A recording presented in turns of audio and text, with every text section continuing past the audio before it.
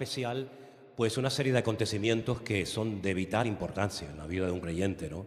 Como es la muerte de Jesucristo, ¿no? Nosotros creemos que el Señor Jesucristo murió.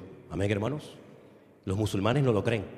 Los musulmanes dicen que Jesús se desmayó, lo dice el Corán, que lo metieron en una tumba 72 horas, a los 3 días como que volvió el hombre a recuperar fuerzas, movió la piedra de 5.000 kilos, le metió una paliza a 16 soldados romanos y le hizo creer al mundo que había resucitado. Pero nosotros sabemos que eso es falso. Y una mentira no se convierte en una verdad por mucho que lo repitas. La Biblia dice que el Señor Jesucristo murió, literalmente murió. Si un médico hubiera ido, hubiera tomado los signos vitales de Jesús, hubiera declarado categóricamente que este hombre está muerto. No hay riego sanguíneo, no hay presión arterial, no hay latido en el corazón. Este hombre está literalmente muerto. Y estuvo 72 horas en esa condición. Claro, no voy a explicar lo que pasó en esas 72 horas, porque su cuerpo estaba muerto, pero el alma y el espíritu siguen vivos. Y la Biblia nos dice que hubo toda una actividad muy interesante en el mundo espiritual durante esos 3 días. A los 3 días, efectivamente, resucitó. Parece que nadie recordaba que él había dicho que resucitaría. Solamente una mujer. Es que las mujeres tienen mucho más memoria que los hombres.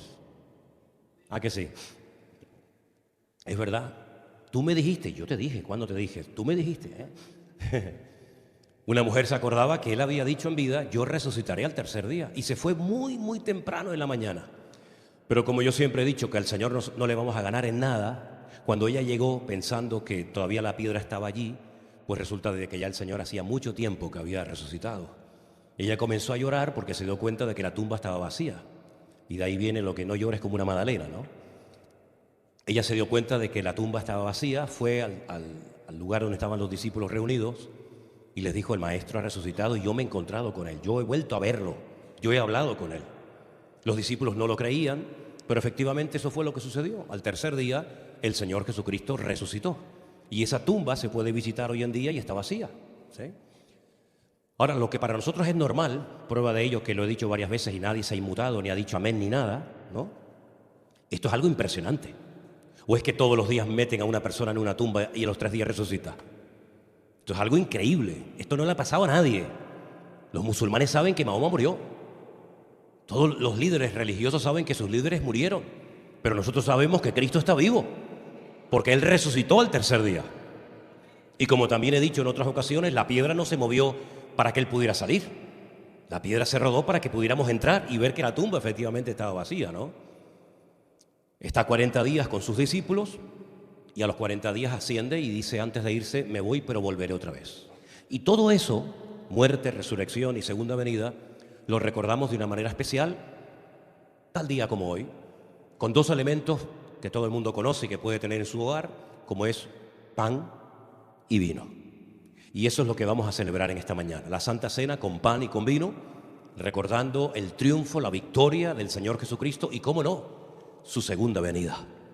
Porque una generación vio su muerte, una generación vio su resurrección y otra generación verá su retorno, su venida. Y espero que sea la nuestra. Espero que seamos nosotros los que veamos venir al Señor en una nube para estar para siempre con Él. También es un momento para examinarnos a nosotros mismos, ¿sí? Es un momento no para mirar los defectos de nadie, que hay algunos que son expertos, en siempre observar los defectos de los demás. Madre mía, tienen como una parabólica aquí. Mira lo que hizo, mira lo que dijo, mira cómo viene, mira cómo no viene. En fin, como a mí hace muchos años que me da igual lo que la gente haga, ¿no? Pero es un momento para examinarnos a nosotros mismos, para preguntarte cómo estás delante de Dios, no cómo te gustaría estar. ¿Cómo estás hoy delante del Señor? Hemos terminado un año, hemos empezado recién un año nuevo y mi relación con el Señor va más, nuestro ministerio está más fuerte hoy en día que nunca, estamos realmente más unidos que nunca, vamos a por todas, tenemos claro que las cosas que teníamos que superar en el 2024 no nos van a volver a perseguir ni a atormentar en el 25, tenemos todo eso claro, hay que hacer un balance, hay que ser honestos. Hay que ser honestos y realistas y decir, bueno, ¿cómo está mi vida delante de Dios? ¿Cómo está la iglesia? ¿Cómo está la congregación? Sí, hemos crecido numéricamente, eso es evidente, hay que ser ciego para no reconocerlo. Pero en cuanto a calidad, en cuanto a nivel espiritual, en cuanto a talla espiritual, ¿hemos crecido también? ¿O simplemente hemos crecido digamos, externamente y internamente estamos igual o peor. Yo creo que es muy importante que en esta mañana tú te preguntes, oye, ¿mi relación con Dios cómo está? Porque se supone que todos tenemos una relación con Dios personal, ¿sí o no? Pues todo eso ahora y aquí es el momento de preguntarnos cómo estamos delante del Señor. Y si por casualidad, no lo sé, pero si por casualidad hubiera aquí en esta mañana hermanos o miembros de la misma familia que por lo que sea se pelearon, se enfrentaron, se dejaron de hablar, ahora es el momento de solucionar todo eso para poder tomar dignamente del pan y del cuerpo de Cristo. Y si alguien que dice, bueno, pero a mí eso no me puede pasar, bueno, permíteme que ponga mi ejemplo. Nosotros estuvimos 10 años sin hablarnos, mi hermana y yo. 10 años. Me colgó un día el teléfono y me dijo, ahí te quedas. Hasta que un día, fíjate tú dónde, en el funeral de mi madre, enterrando yo a mi madre, allí se produjo la restauración. ¿Qué te parece? Entonces, a todos nos puede pasar que nos hemos enfrentado con una esposa, con un hijo, con un marido, con un hermano. A todos nos ha pasado en la vida, a todos. Pero todo tiene solución. Mi madre decía, todo en la vida tiene solución menos la muerte. Era un refrán de las mujeres de antes, ¿no? Decían, todo tiene solución menos la muerte. Bueno, pues si hay algo que restaurar o perdonar, ahora es el momento de hacerlo. Amén, hermanos. Yo voy a hacer algo y después te voy a pedir si tú quieres, si tú quieres. Nadie se sienta obligado ni comprometido a hacerlo. Yo voy a hacer algo que después le voy a pedir que al que quiera hacer, que lo haga. ¿Me dais permiso para decir esto? Pero si no sabéis lo que voy a decir. Si yo os he ofendido, si yo he hecho o dicho algo que ha sido incorrecto y te ha causado dolor o tristeza, yo públicamente os pido perdón a todos vosotros, tanto a los hermanos del puerto, como a los hermanos de Santa Cruz, como a todos los que nos están viendo ahora. Creo que esto se está retransmitiendo en directo y este culto se está grabando y después lo vamos a retransmitir indiferido y lo van a ver miles y miles y miles de personas por todo el mundo. Así es que te animas al que está a tu lado, detrás, delante, decirle, oye, si te he ofendido, si te he hecho algo malo, te quiero hoy pedir perdón. No sé, como tú veas. Yo no miro a nadie, Yo no miro a nadie.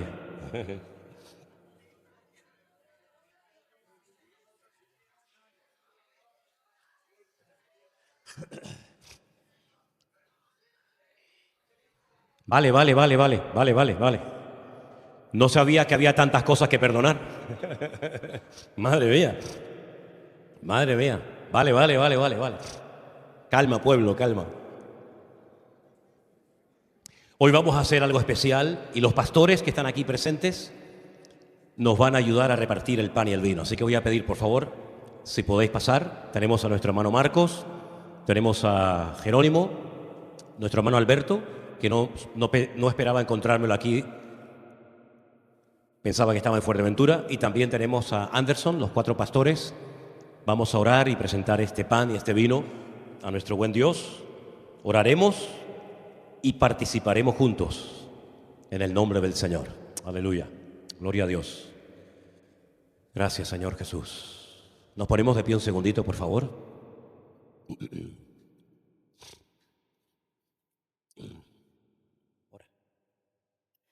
Bendito Padre Celestial, te damos gracias, Señor. Gracias por tu presencia. Gracias por darnos la oportunidad, Señor, de podernos reunir tantos hermanos el día de hoy, Señor, con un objetivo, Señor, para darte a ti toda la gloria y toda la honra, Señor. Para recordar, Señor, que tú diste tu vida por cada uno de nosotros y todo por amor, Señor. Pero que resucitaste y estás a la diestra de Dios Padre intercediendo por nosotros, Señor. Permite que podamos participar, Señor, de este vino, de este pan, Señor, dignamente, Dios mío, Señor. Que seas tú perdonando, Señor, nuestras faltas, nuestros errores, nuestros pecados, nuestros malos pensamientos, Señor. Gracias por este momento, Señor, y lo compartimos con acción de gracias. En el nombre de Jesús. Amén, amén. Amén. Los hermanos van a comenzar a repartir la copita, trocito de pan, la recoges y esperamos todos después a participar todos juntos. ¿Os parece, hermanos? Gloria a Dios. Mientras tanto, voy a leerles unos versículos de la Biblia que nos vienen muy bien para esta hora. El apóstol Pablo le escribe a los hermanos de la iglesia de Corinto y les dice: al anunciaros esto que sigue, no os alabo, porque no os congregáis para lo mejor, sino para lo peor. Pues en primer lugar, cuando os reunís como iglesia, oigo que hay entre vosotros divisiones, y en parte lo creo. Porque es preciso que entre vosotros haya disensiones para que se hagan manifiestos entre vosotros los que son aprobados. Cuando se reúnen, esto no es comer la cena del Señor. Porque al comer cada uno se adelanta a tomar su propia cena y uno tiene hambre y el otro se embriaga. Pues, ¿no tenéis casas donde podáis comer y beber? ¿Menospreciáis la iglesia de Dios y avergonzáis a los que no tienen nada? ¿Os alabaré en esto? Dice, en esto no os voy a alabar. De manera que cualquiera que coma o beba de este pan indignamente será culpado porque ha participado indignamente de la sangre del Señor. Por tanto, miren qué interesante, ¿no? Creo que lo tenéis por ahí. Pruébese cada uno a sí mismo y coma así del pan y beba de la copa. Porque el que come y bebe indignamente, sin discernir el cuerpo del Señor, juicio come y bebe para sí. Esto es muy interesante lo que voy a leer ahora. Por lo cual hay muchos enfermos y debilitados entre vosotros, y muchos duermen. Por todo lo que viene diciendo, ¿no? Esta es la causa, esta es la razón. Este es el verdadero motivo de tanta enfermedad, de tanta debilidad, de tanta muerte. Por eso nos tenemos que examinar a nosotros mismos para que no seamos juzgados. Mas siendo juzgados somos castigados por el Señor para que no seamos condenados con el mundo. Así que, hermanos míos, cuando os reunís para comer, esperaos los unos a los otros. Si alguno tuviere hambre, come en su casa, para que no os reunáis para juicio. Las demás cosas las pondré en orden cuando yo fuere. El motivo principal de estas palabras de Pablo a esta congregación de Corinto era poner en orden la iglesia. Qué bonito cuando una iglesia está en orden, cuando todo está bien unido, ¿verdad? Todos están bien compenetrados, cada uno sabe cuál es su sitio, lo que tiene que hacer, lo que no tiene que hacer, ¿verdad? Pero qué tragedia, qué tristeza, qué dolor cuando la iglesia, que tiene que ser un ejemplo de orden, de obediencia, de santidad, es un caos, ¿verdad? Y hay divisiones como las había en la iglesia de Corinto. Divisiones, peleas, celos, envidias, discrepancias entre los hermanos. Y cuando a Pablo le informan de toda esta situación, Pablo se siente mal, ¿no? Después de haber trabajado más de un año como pastor de la iglesia, ver que ahora la iglesia está dividida internamente, ver que está dando un mal ejemplo, un mal testimonio a la ciudad de Corinto, una ciudad corrupta, una ciudad de una inmoralidad, de una promiscuidad sexual brutal, de templos por todas partes. Y la única iglesia que había en Corinto resulta que no tiene nada que ofrecerles, y en vez de ser una luz, está siendo una piedra de tropiezo. A Pablo eso le partía el alma. Por eso uno de los motivos por los cuales escribe esta carta es para enseñarles a los creyentes, porque tenemos que aprender, ¿verdad?, a vivir en orden, en paz, en armonía, en buena sintonía los unos con los otros. Y en aquellos tiempos, cuando se celebraba esto, que para nosotros es una cosa así como muy sencillita, ¿no? En aquellos tiempos había toda una celebración, había todo un ágape que se llamaba, una celebración, una comida. Y claro, siempre ha habido, ¿no?, gente más pudiente que otra, gente que tiene más que otros.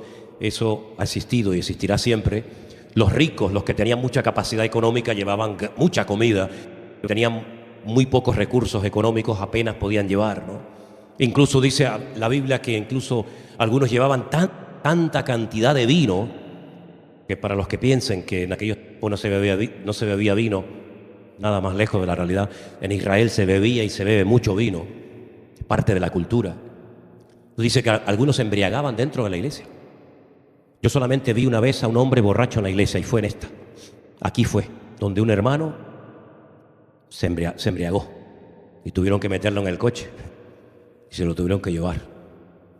Pero en la iglesia de Corinto lamentablemente era muy habitual que la gente se emborrachara, y Pablo oía estas cosas y decía: pero ¿ustedes qué están haciendo? Ustedes no se diferencian en nada de los mundanos. Ustedes no son un ejemplo a los demás. ¿Qué pensaría la gente de la calle si viera vuestra falta de orden, de obediencia, de santidad? Sería un escándalo, ¿no?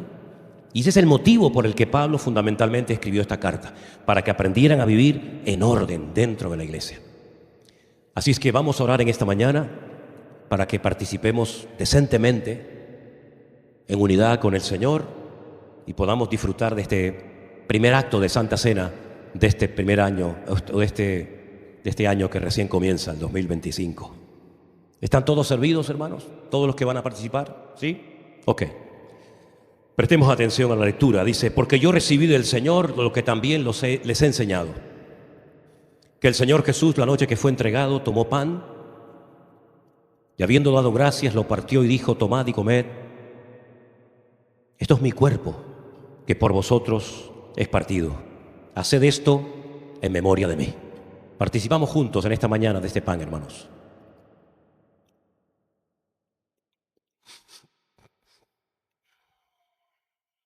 Gracias, Señor Jesús.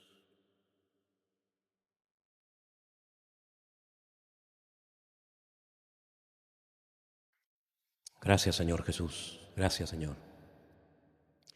Asimismo tomó también la copa después de haber cenado, diciendo, esta copa es el nuevo pacto en mi sangre. Haced esto todas las veces que la bebiereis en memoria de mí. Así pues, todas las veces que comiereis de este pan y bebiereis de esta copa, la muerte del Señor anunciáis, hasta que Él venga. Participamos juntos de la copa.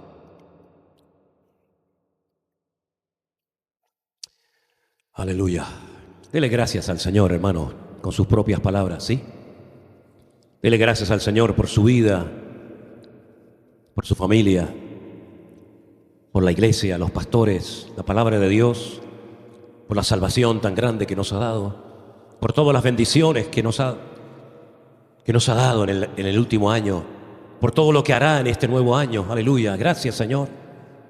Gracias por este culto unido que podemos empezar el año con tu bendición, sabiendo, Señor, que tú has comprado nuestras vidas a precio de sangre. Y en esta mañana, Señor, te damos gracias por todos y cada uno de los hermanos que forman parte de tu iglesia, de este ministerio. Señor, bendice a nuestros hermanos y que en todas partes del mundo donde hoy se esté celebrando este acto, que haya bendición y vida eterna. Trae renuevo espiritual, trae gozo, trae alegría, trae paz, trae libertad, Señor. Y que podamos seguir avanzando, entendiendo los tiempos y las ocasiones, sabiendo, Señor, que tu venida se aproxima y que tenemos que estar más atentos que nunca. Gracias, Padre, por nuestros hermanos. Seguimos en tu presencia y pedimos que en esta mañana tú nos hables y nos ministres a través de tu hermosa y poderosa palabra. Pedimos todo con acción de gracias, Dios mío, en el nombre de Jesús. ¿Cuántos dicen un fuerte amén? Abraza a tu hermano, dile, hermano, Dios te bendiga, la paz del Señor sea sobre tu vida. Aleluya. Saluda a su hermano, dígale, hermano, Dios le bendiga grandemente. Aleluya. ¿Ese es tuyo? Gloria a Dios. Gloria a Dios. Gracias, Señor Jesús. Gracias, Señor amado. Aleluya. Gracias, Señor. Pueden tomar asiento, mis queridos hermanos, por favor.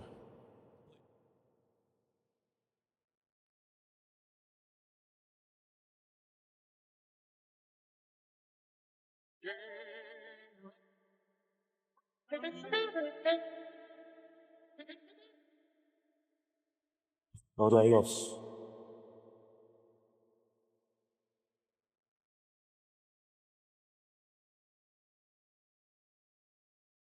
Amén, hermanos, pueden tomar asiento, por favor, en esta mañana. Queremos dar la bienvenida a todos, sobre todo a las visitas, a personas que están aquí por primera vez, incluso que vienen hasta de lejanas tierras, como es el caso de esta familia, ¿no?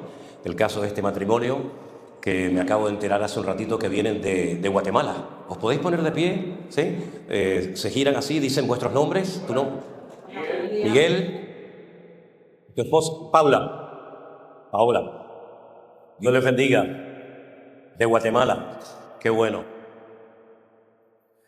Bueno, ya creo que ya todos han estado con anterioridad aquí en la iglesia. Como pueden comprobar, hoy vamos a participar de lo que llamamos la Santa Cena, ¿verdad? Es raro llamar cena a algo que vamos a hacer por la mañana, ¿no?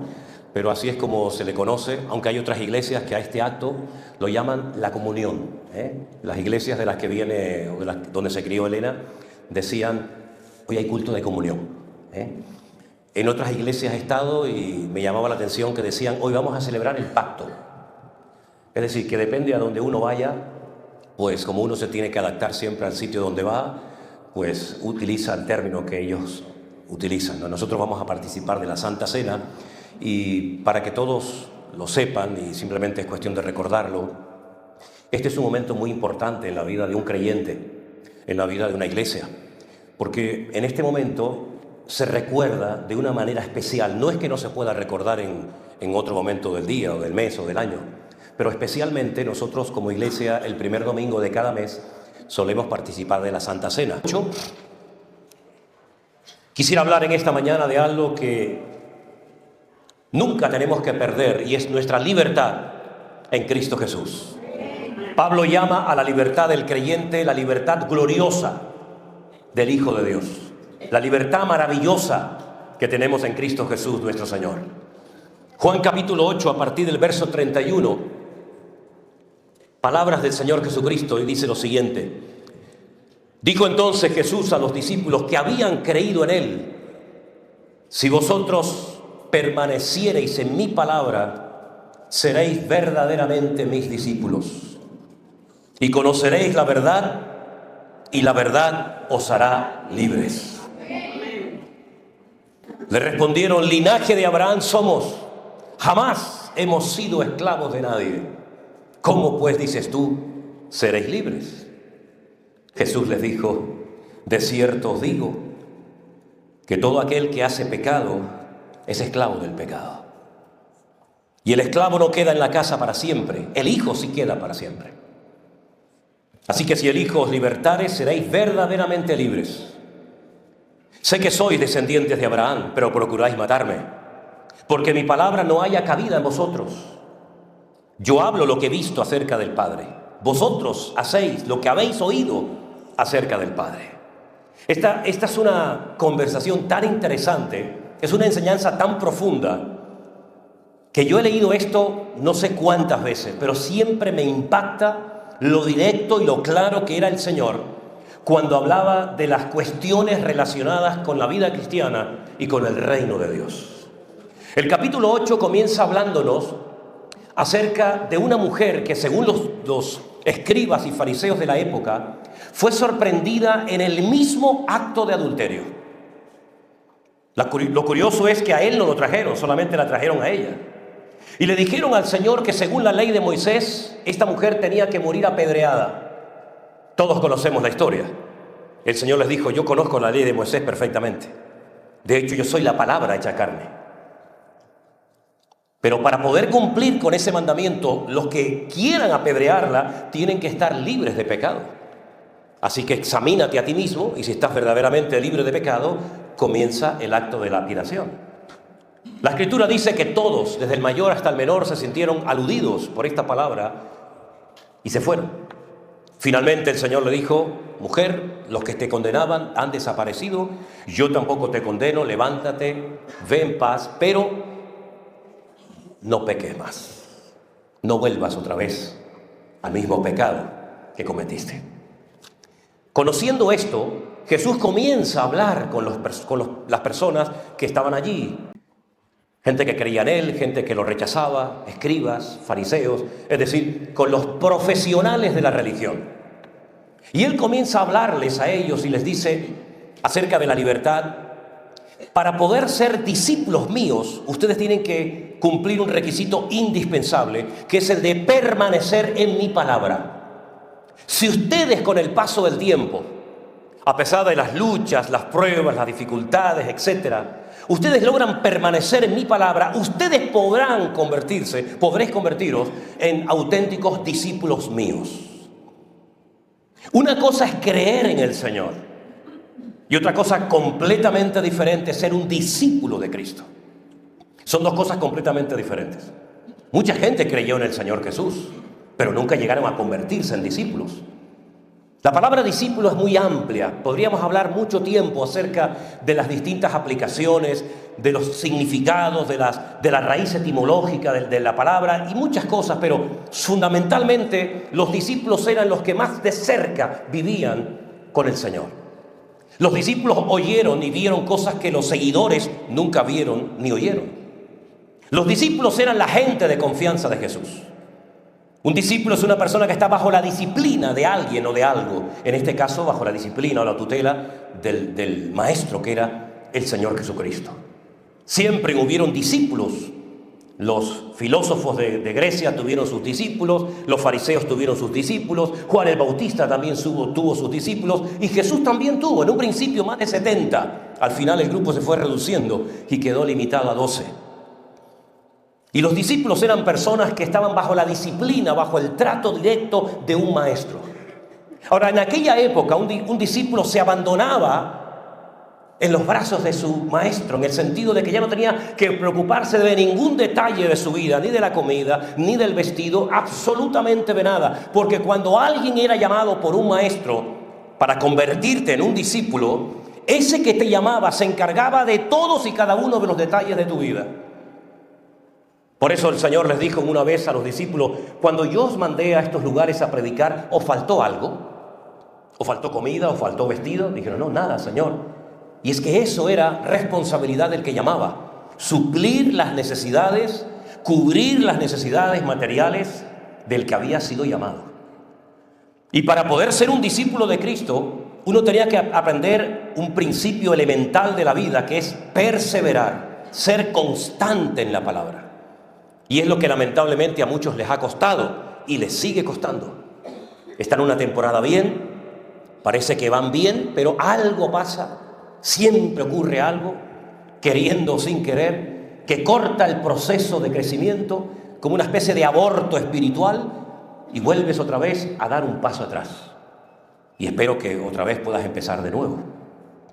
El Señor Jesucristo en su palabra nos da enseñanzas acerca de las características de un seguidor y de las características o responsabilidades que adquiere un discípulo.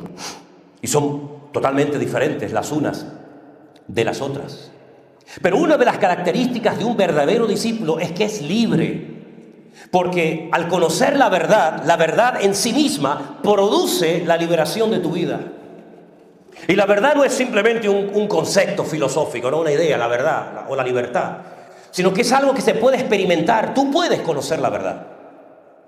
Tú puedes experimentar una libertad que te va a acompañar el resto de tus días, y espero que así sea. Porque la libertad, tema del cual quiero hablar en esta mañana, es uno de los resultados de mi posición en Cristo. Si yo estoy en Cristo, si yo persevero en Cristo, yo ya conozco la verdad, y la verdad directamente me hace libre. Nadie me puede quitar mi libertad en el Señor. Ahora, si tú te metes, por ejemplo, en internet y navegas por ahí, por Google, etcétera, te vas a encontrar 1000 ideas y conceptos diferentes en cuanto al tema de la libertad. Incluso algunos han llegado a decir que uno no es verdaderamente libre si no es capaz de hacer lo que a uno le da la gana. Y la Biblia aclara este concepto erróneo acerca de la libertad. Porque libertad no es hacer todo lo que se me viene a la cabeza. No es dar rienda suelta a mis impulsos carnales o emocionales. La libertad no depende de lo que haga, sino de lo que soy, repito, de mi posición en el Señor. Y si yo estoy en Cristo y estoy en la verdad, yo soy verdaderamente libre. Y no hay peor esclavo que el que se cree ser libre y no lo es. Ahora, ¿de qué somos libres según la palabra de Dios? Somos libres de toda condenación. El mismo apóstol Pablo, cuando le escribe una carta a la iglesia de Roma, en el capítulo 8, que es un capítulo impresionante, yo les recomendaría que de vez en cuando lo leyeran, y si pueden, apréndetelo de memoria, que te va a venir muy bien. El capítulo empieza diciendo: ahora pues, ninguna condenación hay para los que están en Cristo Jesús. Los que ya no andan conforme a la carne, y ahí comienza a describir cómo tiene que andar una persona libre de toda condenación. Una persona que es guiada por el Espíritu de Dios, ¿verdad? Capítulo, ya digo, maravilloso. Somos libres de toda condenación. No hay nada que nos separe, no hay nada que nos excluya de la presencia del Señor. ¿Sabe lo que era decir esto en aquellos tiempos, hermanos?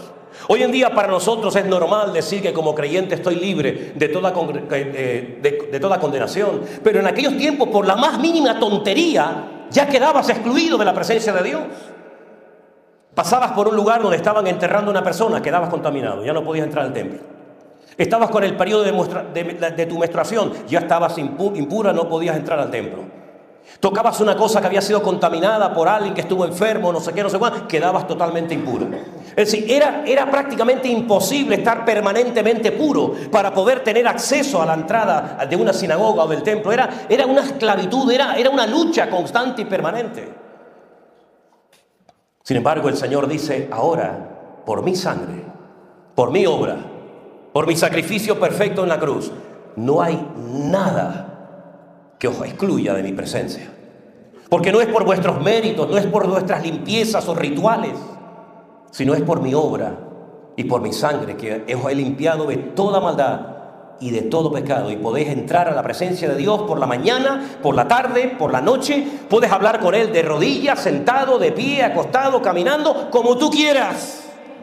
No tienes que pedir cita previa. Hermano, permítame, estoy hasta el gorro de las dichosas citas previas. No sé ustedes, pero yo desde el tiempo de la pandemia, todo es cita previa. Hace tiempo me fui a cortar el pelo. Entro a la peluquería y eran 2 empleados. Uno estaba leyendo el periódico. El otro estaba barriendo los pelos del que se fue anteriormente. Entré y le digo, hola, buenos días, ¿me pueden cortar el pelo? Y me dice, ¿tienes cita previa? Le digo, ¿cita previa? O si no estáis haciendo nada. Si no hay nadie. Bueno, venga, va. Vas al taller a cambiar el aceite al coche, ¿tienes cita previa? Todo hoy en día cita previa. Yo creo que algún día para ir al supermercado te dirán, ¿tienes cita previa? Si no, no puedes hacer la compra. Todo es cita previa. Mira, doy gloria a Dios que mi Dios no me exige tener cita previa para presentarme delante de su presencia, sino que puedo entrar cuando quiera y como quiera. Aleluya. Sin cita previa tengo acceso a la presencia de Dios. No una vez al año como aquel sumo sacerdote en el Antiguo Testamento, ¿verdad? Que tenía que hacer toda una parafernalia, todo un ritual, sino que podemos entrar a la presencia del Señor porque somos libres para poder tener acceso a Él cuantas veces queramos. Somos libres de miedos. Esa fue la primera sensación negativa como consecuencia del pecado. Oí tu voz, tuve miedo y me escondí. Fueron las palabras textuales de Adán. Oí tu voz, tuve miedo y me escondí. Y el Señor no quiere que ninguno de sus hijos viva con miedos. Miedos a la muerte, miedos a la enfermedad, miedos a quedarme solo. Miedos y miedos por todas partes, ¿verdad? Algunos pueden ser justificados, pero la inmensa mayoría es totalmente injustificado. Dios no quiere que vivas con miedos. Dice la Biblia que el perfecto amor echa fuera el temor, echa fuera los miedos. Es como si tuviéramos un vaso sucio, lleno de un montón de cosas, y empieza a echarle agua limpia. Tírale agua limpia. Y toda la basura va a ir saliendo y saliendo, saliendo, y al final se va a quedar limpio el vaso. Eso es lo que ha hecho el Señor en nuestras vidas. Vinimos en una condición pésima, terrible, con suciedad, con desorden, con muchas cosas en nuestra vida que se volvían en nuestra contra la mayoría de las veces. Pero el Señor nos ha llenado tanto, tanto de su presencia, que ha sacado todas las inmundicias de nuestro corazón. Y ahora podemos estar libres del miedo. Que somos ancianos, Dios está conmigo. Que somos adolescentes, Dios está conmigo. Que tengo trabajo, Dios está conmigo. Que no tengo trabajo, Dios está conmigo. No importa las circunstancias, el momento, el lugar. Somos libres para decir, gracias Señor, te alabo con todo mi corazón y con toda mi alma. Somos libres de ataduras espirituales. ¿Cuánta gente está atada espiritualmente hablando y a veces ni se dan cuenta? ¿Se acuerdan ustedes aquella mujer en aquella sinagoga que dice que estaba encorvada? De ninguna manera se podía enderezar porque tenía espíritu de enfermedad. Hasta que el Señor la vio y la llamó y le dijo, mujer, ven, a partir de hoy quedas libre. Traigo libertad a tu vida. Eres libre de este azote, de esta enfermedad. Y dice que se enderezó y comenzó a glorificar a Dios. ¿Por qué no glorificaba a Dios? Porque su condición se lo impedía. Estaba más pendiente de su condición que de dar honra y gloria al Señor. Pero el Señor, en cuanto pone en orden, en cuanto endereza su vida, automáticamente comienza a glorificar al Señor. Es algo que brotó libre y espontáneamente. El Señor rompe ataduras en nuestras vidas, complejos, traumas, cosas que nos hicieron, cosas que nos dijeron, malos recuerdos, pesadillas, etc. De todo eso somos libres. Pero algo que a Pablo le llevó bastante tiempo tratar de explicar, no solamente a los romanos, a los gálatas, en el concilio de Jerusalén, y creo que lo dejó muy claro, es que somos libres de la ley. Porque la ley, con sus rituales, con sus fiestas, con sus ceremonias, con sus cientos y cientos y cientos de mandamientos, de preceptos, de estatutos. Era un yugo y era un medio para llevar a la gente a Cristo. Y si la ley no le llevaba a la gente a Cristo, no sirve para nada, era una auténtica atadura. Era un infierno vivir bajo la presión constante y permanente de la ley. Siempre había algo que infringía, siempre había algo que hacías mal, siempre era una condenación permanente sobre tu vida. Pero Pablo dice que ahora somos libres de la ley. Y él se remonta a los tiempos del patriarca Abraham, cuando dice que Abraham fue justificado, fue declarado inocente delante de Dios, sin hacer obras de la ley, sino por la fe. Moisés no había nacido, la ley no existía, sin embargo Abraham ya había sido justificado por la fe. Y dice Pablo, nosotros somos hijos de Abraham también por la fe. No tenemos que hacer y cumplir con un montón de exigencias y rituales y ceremonias para poder sentirme libre, no, sino que ya todo lo hizo Cristo por mí. Y ahora puedo ser libre completamente porque estoy en la verdad y la verdad es mi Señor Jesucristo. ¿Cuántos dicen amén? ¿Tú eres verdaderamente libre, hermano y hermana? ¿Eres verdaderamente libre? Yo te voy a decir dos cosas que muchas veces atan a la gente, y hablo a los cristianos, y muchas veces no somos conscientes de ello. Porque si el Señor nos ha hecho libres es para algo, y simplemente es para servirle. ¿Amén? Así de claro. El Señor te ha liberado, te ha comprado, te ha redimido para que le sirvas. No para que seas un inútil, una oveja estéril, una estrella fugaz, como dice Judas, o una nube sin agua, sino para que seas una persona eficaz y útil en el reino de Dios. Pero a veces hay personas que no son libres para servir al Señor porque hay dos elementos, hay dos ataduras que juegan un papel fundamental en la vida de mucha gente, y una es la familia y otra es el dinero. Y de esas dos cosas, de esos dos elementos, la familia y el dinero, Dios quiere que también seas libre. Ahora, esto no significa de que tú tienes que abandonar a tu esposa o a tu marido, no es eso. Pero que tu familia nunca esté en el número uno en tu lista de prioridades. Porque si no, tu vida, en vez de girar en torno a Cristo, está girando en torno a tu familia. Y tu familia se ha convertido en el centro, y el centro de tu vida no tiene que ser ni tu esposa, ni tu marido, ni siquiera tus hijos, sino que el centro de tu vida tiene que ser el Señor Jesucristo.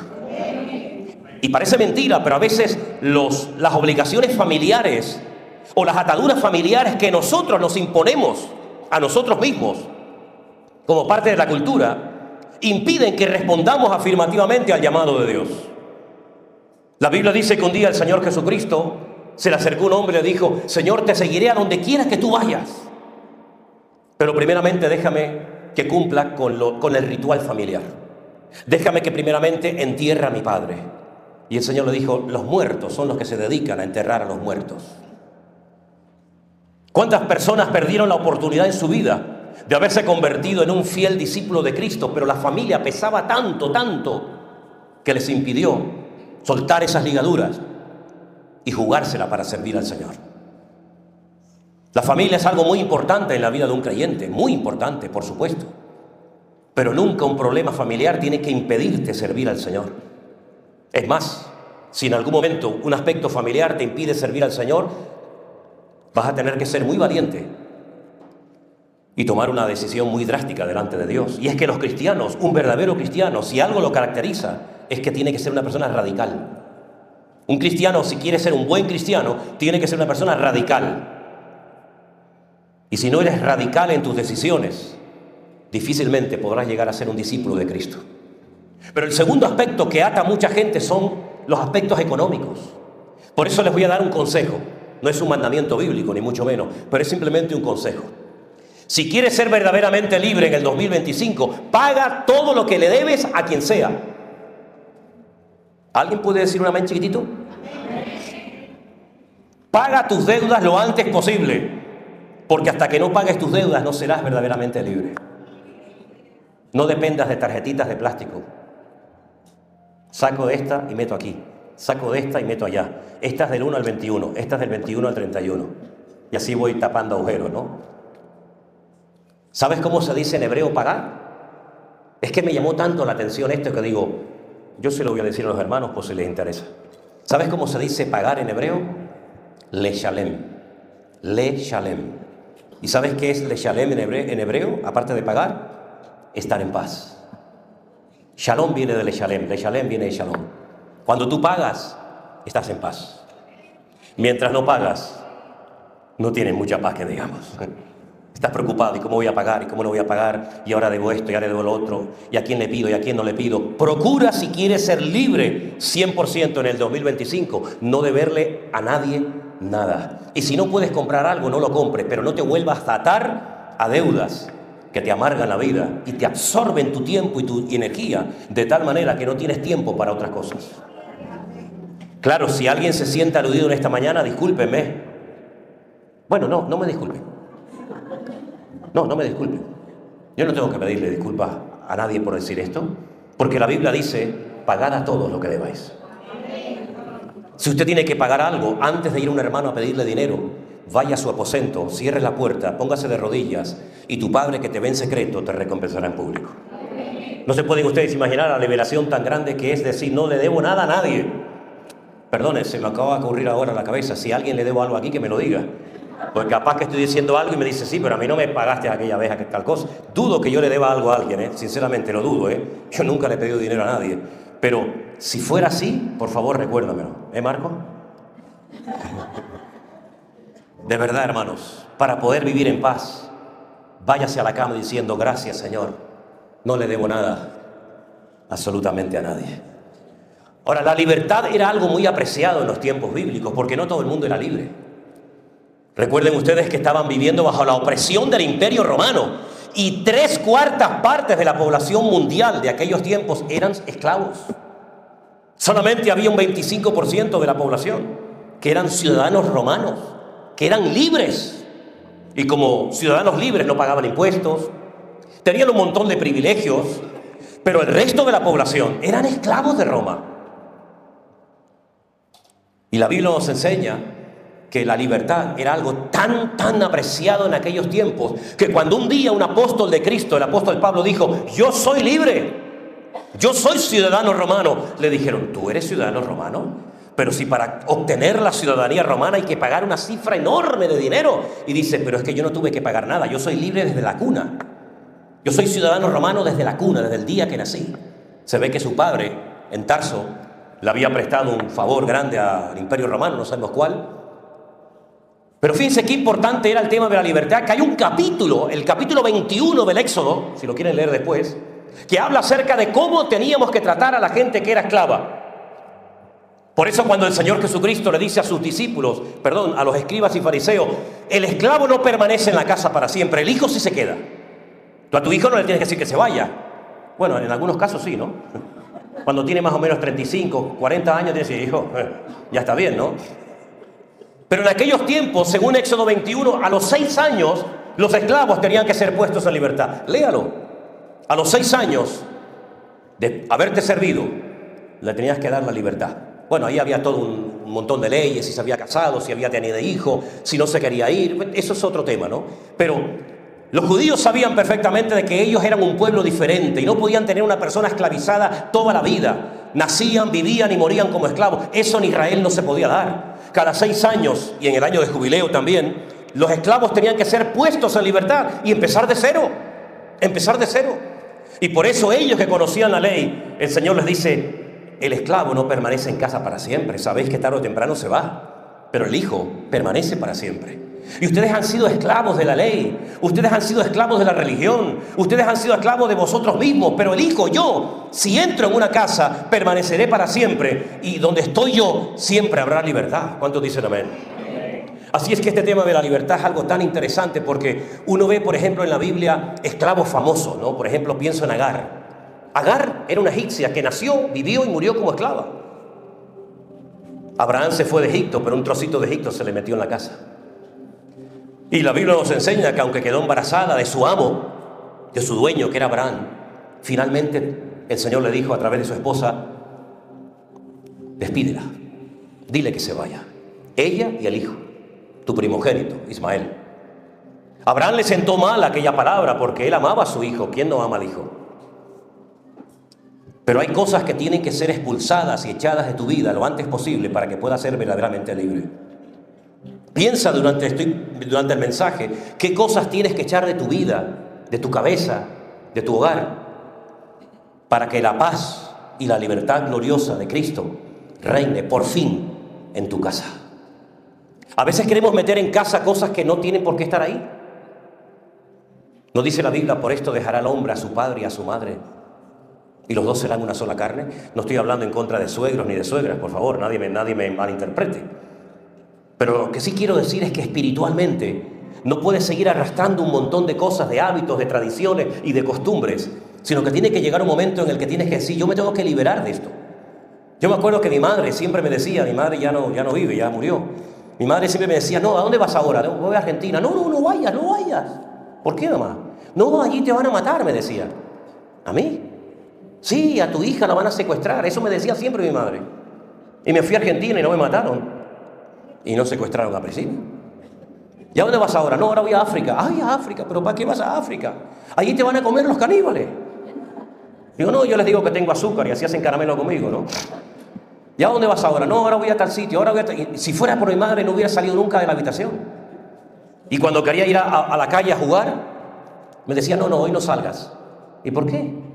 Porque hoy hay muchos sinvergüenza en la calle, me decía. Fíjate los argumentos que empleaba. Hoy hay muchos sinvergüenza. Y el sinvergüenza de la calle era yo. Yo era el sinvergüenza de la calle. No te juntes con aquellos que son malas compañías. Y las madres de aquellos decían, no te juntes con este, que este es un desgraciado. Si fuera por mi madre nunca hubiera salido de la casa. ¿Y cuántas veces, verdad, por quedar bien delante de un padre, de una madre, de un suegro, de una suegra, de un primo, de un sobrino, de quien sea, quedamos mal delante de Dios? Porque al fin y al cabo a quien tenemos que rendir cuentas, honrar y servir es a nuestro Dios, ¿verdad? A veces nos quieren poner entre la espada y la pared, ¿verdad? Si me amas no vayas a esa iglesia. No juegues con eso, no me hagas chantaje emocional porque ya somos muy mayorcitos para que me estés jugando a eso, ¿no? Es interesante notar cómo Agar tuvo que ser expulsada y al momento vino la paz del hogar, al momento. Pero también hay un hombre que fue libre y perdió la libertad, porque yo también quiero decir en esta mañana que si tú eres verdaderamente libre, cuida tu libertad para que nadie ni nada te la robe. Hablo de José, ¿se acuerdan de José? Qué joven tan feliz, qué juventud, qué adolescencia tan bonita, ¿no? Pero sus propios hermanos lo vendieron, aunque realmente lo querían matar. Y perdió su libertad temporalmente hasta que después el Señor lo liberó y lo restauró. Cuida tu libertad como un tesoro. No dejes que nada ni nadie te domine. Siempre he dicho, y lo creo con todo mi corazón, qué maravilla es levantarte por la mañana y no depender de ninguna sustancia, no depender de nada en particular, sino decir, soy libre y teniéndote a ti, lo tengo todo. Porque en Cristo tengo paz, en Cristo tengo seguridad, en Cristo tengo libertad y aunque estés solo, yo sé que si tú estás conmigo, lo tengo todo. ¿Cuántos dicen amén? Es interesante notar, y quiero leerles un versículo de Gálatas, por favor, capítulo 5, versículo que... Este fue el primer versículo, la primera predicación que yo di cuando tenía 19 años y vine por primera vez en mi vida a Tenerife. Nos trajeron de Las Palmas los estudiantes que estábamos en aquel momento estudiando en el seminario. Nos dejó el barco allí en Santa Cruz y subimos por toda la calle Castillo hasta la calle Goya y Velázquez y allí nos estaba esperando un misionero americano y allí tuvimos el primer culto y allí me pidieron a mí que predicara y este fue el versículo que yo leí hace 200 años atrás, más o menos. Estad pues firmes en la libertad con la que Cristo nos hizo libres y no estéis otra vez sujetos al yugo de la esclavitud. Gálatas 5:1, léalo conmigo si lo tenemos ahí. Estad pues firmes en la libertad con la que Cristo nos hizo libres y no estéis otra vez sujetos al yugo de la esclavitud. Versículo 13, porque vosotros, hermanos, a libertad fuisteis llamados, solamente que no uséis la libertad como ocasión para la carne, sino servíos por amor los unos de los otros. Cristo nos ha llamado a vivir en libertad. La lectura que se leyó hoy aquí, de la visita de Jesús a Nazaret, él escogió el texto de Isaías capítulo 51, por lo menos una parte. Y él mencionó en esa lectura 2 veces la palabra libertad. Libertad a los cautivos y libertad a los oprimidos. 2 veces. Y él dice, yo tengo una unción especial sobre mi vida para poder anunciar un mensaje por primera vez en la historia a gente pobre. Porque yo he venido a vendar, yo he venido a ayudar a personas que interiormente están destrozadas, a los quebrantados de corazón, a abrir la vista a los ciegos, a pregonar libertad a los cautivos. Ahora, yo no veo a Cristo en ningún evangelio, y mira que tenemos 4, Mateo, Marcos, Lucas y Juan. Yo no veo a Cristo nunca visitando cárceles. Es una cosa que me ha llamado la atención. Jesús nunca fue a visitar a ningún preso, ni siquiera a Juan el Bautista. que era medio pariente de él. Y la Biblia dice que 2 de sus discípulos vinieron y le dijeron: Juan el Bautista está preso. Y el Señor no fue a verlo. No veo a Jesús visitando a los presos. Entonces, cuando él hablaba de que había venido para libertar a los presos, a los cautivos, evidentemente no se refería a los presos que estaban en cárceles del Imperio Romano. Se refería a presos que, espiritualmente hablando, eran presos, eran esclavos, eran cautivos. Y él vino a sacarnos de esas mazmorras espirituales. Él vino a darnos una libertad que nos permite dormir y decir gracias y alabar a Dios en medio de la tormenta de la vida, más dura que sea. Esa es la libertad que Él vino a darnos a este mundo. No necesariamente una libertad de la cárcel, aunque les digo sinceramente, no he conocido nunca a ningún preso que no quiera ser libre. Nunca he conocido a ninguno. Yo me acuerdo que cuando era soltero y vivía con mis padres, enfrente de mi casa había una montaña que yo la subía todos los sábados y desde la punta de la montaña veía al otro lado la cárcel. La cárcel que en aquel momento estaba en Las Palmas funcionando. Ahora creo que hay otra. Y yo, mirando aquella cárcel, yo le decía: Señor, algún día me gustaría entrar a una cárcel a predicar tu palabra. Era como un sueño, ¿no? Como un anhelo que tenía. Y todos los sábados subía. La montaña estaba llena de nidos de ametralladoras. Yo me metía por los túneles. Todos esos rollos siempre me gustaron.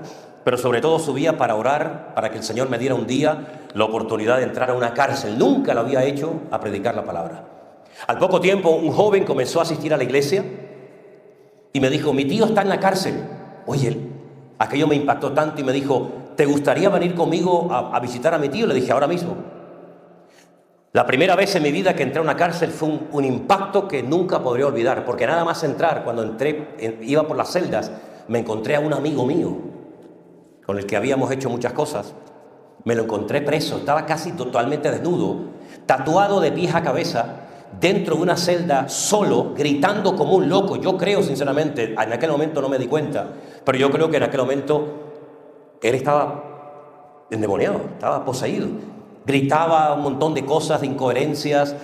Lógicamente no voy a repetir todo lo que decía, pero sobre todo decía: sáquenme de aquí, sáquenme de aquí. Y aquello me impactó tanto, ¿no? Era un jovencito. Finalmente fui a visitar al tío de este hermano, de este joven de la iglesia, y una de las cosas que me decía es que le llevara cosas. Por supuesto nunca se las llevé. Y también me pedía que sus barcos, unos barcos enormes de madera que hacía, se los vendiera para después poder tener comida y cosas dentro de la cárcel, ¿no? Y él siempre me pedía: quiero salir de aquí, quiero salir de aquí. Esa fue mi primera experiencia visitando un centro penitenciario. Después, durante 7 años, fui oficialmente el capellán evangélico del centro penitenciario Tenerife 2 en La Esperanza. Estuve yendo años a esa cárcel todas las semanas. Isma está aquí, no la vi esta mañana, Isma y a Genaro. Está ahí, ¿no? Isma venía conmigo en aquella época. Saben que Isma tiene la vida eterna. Cualquier cosa que digamos de la obra, Isma siempre está, siempre. No, es que una vez vino un ángel e Isma estaba allí. Es que una vez Isma estaba allí. Entonces yo entraba con Isma y con otras 2 hermanas, que ya les perdí el rastro, no sé nada de ellas. Y ellas iban durante años a los módulos de las mujeres. Y me consiguieron un permiso para yo ir con ellas al módulo de las mujeres. Ustedes no se pueden imaginar el primer día, cuando abrieron aquel portón de hierro y vieron de repente llegar a estas hermanas y a mí. Todo lo que me dijeron esas, yo no lo voy a decir en púlpito. Fue terrible, yo no sabía ni dónde meterme. Me acuerdo que había una piscina, la mayoría de ellas estaban semidesnudas y con el paso del tiempo me gané respeto.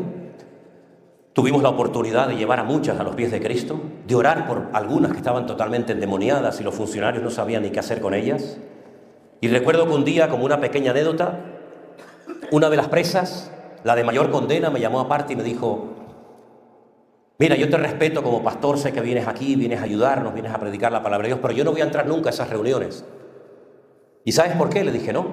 Dice: porque yo un día llegué a mi casa y encontré a mi marido con otra mujer. Me fui a la gasolinera, compré un bidón de gasolina, se lo tiré por encima, le prendí fuego a los 2 y los quemé vivos. Y yo no estoy arrepentida. Y como Dios, para perdonarme, tengo que arrepentirme. Yo no me quiero arrepentir, ¿para qué voy a entrar? Y le dije: muy bien, estupendo. Pero todas, cada vez que llegaba el momento de la oración, después de las canciones, después de la alabanza, después del mensaje, y decíamos: a ver, peticiones de oración, no había ni una que no dijera: para salir de aquí. para salir de aquí. Incluso conocía a chicas que eran hijas de pastores en aquel lugar. Tremendo. Después estuve visitando la cárcel de Monterroso, una cárcel solamente para menores en Lugo. Todos siempre oraban por lo mismo. Sácanos de aquí, Dios mío, sácanos de aquí. El año pasado estuvimos en una cárcel de máxima seguridad en Guatemala. Allí conocimos a chicos que habían sido de las maras de Salvador. Fue una experiencia impresionante. Armando me acompañaba. Fue algo realmente espectacular. Eso sí que son cárceles de verdad, ¿eh? Eso sí que son esas cárceles. Tremendo. Allí vi de todo lo que se puedan imaginar. Y todos siempre oraban por lo mismo. Señor, sácanos de aquí. Sácanos de aquí. Lo que no entiendo por qué hay personas que han sido liberadas espiritualmente hablando y quieren volver otra vez a esclavizarse, a vicios, a ataduras, a cosas y a personas, cuando ya un día Cristo pagó el precio de tu libertad. La libertad es una de las cosas más hermosas que tenemos los hijos de Dios, para poder expresar nuestra gratitud, nuestra alabanza, nuestro amor al Señor. Entiendo que el mundo no entienda nuestra libertad en Cristo. Porque ellos piensan que son libres, porque pueden hacer todo cuanto se les pasa por la cabeza. Y eso no es libertad. Eso es lo que la Biblia habla de libertinaje. Pero libertad es poder tener autocontrol y poder tener la libertad de poder decidir. Y decidir adecuadamente conforme al diseño y a la voluntad de Dios para mi vida. ¿Cuántos dicen amén? Hermanos queridos, Dios nos ha hecho libres para que le podamos servir en su reino y en su obra. Y creo que hemos llegado a un punto, y lo digo de corazón, que nunca ha habido tantas oportunidades para servir al Señor como en este tiempo. Creo sinceramente que hay tantas oportunidades para servir al Señor que no entiendo, y es una cosa que no entiendo sinceramente, porque hay personas que prefieren esclavizarse a algo antes de poder estar 100% libres para poder servir al Señor en su reino y en su obra. ¿Será que no te fías de Dios? ¿Será que Dios no te va a tratar como lo que tú mereces o necesitas?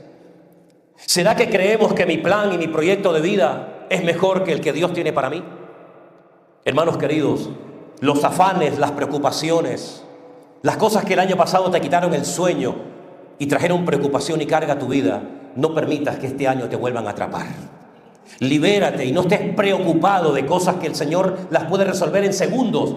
Más bien, ocúpate en las cosas del reino y en las cosas del Señor, y verás cada día la gloria del Señor. Este lugar nos lo dio el Señor ya de hace muchos años. Y nosotros hemos hecho de este lugar un medio para poder llevar la palabra de Dios a miles de personas. Sin embargo, otras personas utilizan este lugar como una meta en sí misma y se atrapan a las posesiones y se enredan en las cosas en vez de utilizar las cosas para ser libres y poder servir al Señor. Piensa en lo que Dios te ha dado. Haz una lista de lo que ya tienes en el Señor. Tienes una familia, tienes un coche, una moto, una bicicleta, una casa, un par de zapatos, y haz una lista de todo lo que Dios te ha dado y cómo podrías servir a Dios desde tu plataforma actual. Y el día que te olvides de ti mismo, de tus problemas, de tus necesidades, y comiences a servir a Dios a través de la vida de los demás, vas a experimentar una libertad que la Biblia la denomina la libertad gloriosa y maravillosa de los hijos de Dios. Podríamos hablar desde la teoría horas y horas acerca de este tema, pero te desafío a que este año vivas en una total y absoluta libertad, libre de ataduras, y puedas organizar tu vida y tu tiempo de tal manera que lo primero y más importante sea el Señor en tu vida. ¿Cuántos dicen amén? Cierra tus ojos en esta mañana, mi querido hermano y amigo, y piensa en este tema que hemos hablado en esta mañana: la libertad gloriosa de los hijos de Dios. ¿Tienes hoy esa libertad? ¿Eres verdaderamente libre? Dice la Biblia que algún día la creación, toda la creación, será libertada de la esclavitud, de la corrupción, a la libertad gloriosa de los hijos de Dios. La misma creación gime por ser libre, porque la creación se vio afectada por el pecado y ha quedado tocada, ha quedado dañada, lastimada. Pero algún día vendrá la gran liberación del planeta Tierra. Esa liberación que ya ha venido a tu vida, algún día todo ser viviente la experimentará. Conviértete en un vocero, en un pregonero de libertad. Y dile a la gente que conoces, a tus empleados, a tus familiares, a tus amigos, a tus vecinos, dile a tus compañeros de trabajo que hoy en día en este mundo enfermo, en este mundo que lo ha tergiversado todo, se puede vivir en una libertad maravillosa de noche y de día permanentemente. Puede ser libre. Aunque vemos que el mundo está enfermo y en caos y en crisis, tú puedes vivir en libertad, en paz, en armonía, con Dios, contigo mismo y con los demás.